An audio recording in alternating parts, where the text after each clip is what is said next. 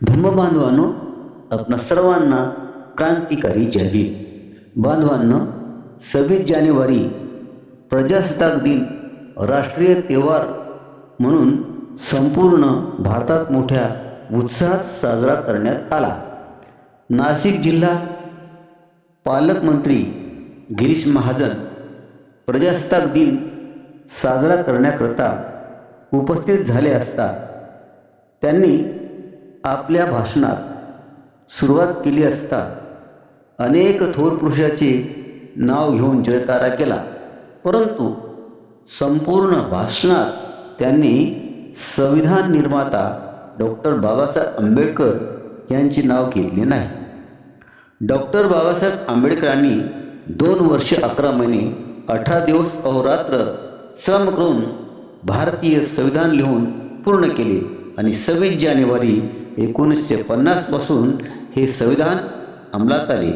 करिता प्रजासत्ताक दिनी डॉक्टर बाबासाहेब आंबेडकरांचे नाव घेणे गरजेचे होते, परंतु तसे झाले नाही. ही बाब त्या कार्यक्रमात उपस्थित असलेल्या माधवी जाधव वन विभाग कर्मचारी यांच्या लक्षात आली. त्या लगेच स्टेजवर जाऊन पालकमंत्री गिरीश महाजन यांना त्यांनी स्पष्ट शब्दात न घाबरता म्हणाल्या, साहेब, आपण अनेक थोर पुरुषाची नावं घेतली, परंतु संविधान निर्माता डॉक्टर बाबासाहेब आंबेडकर यांचे नाव का घेतले नाही?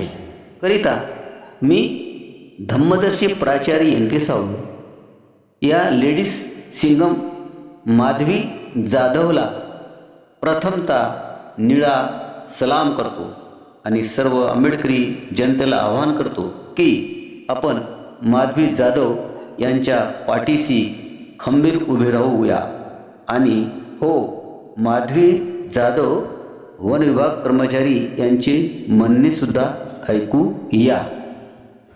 माधवी जाधव म्हणाल्या, पालकमंत्र्यांनी आपल्या भाषणात डॉक्टर बाबासाहेब आंबेडकरांचे नाव घेतले नाही. ज्यांनी संविधान दिले, लोकशाही घडविली, त्या व्यक्तीचे नाव वगळणे ही मोठी चूक आहे. मला सस्पेंड केले तरी चालेल, पण मी माफी मागणार नाही.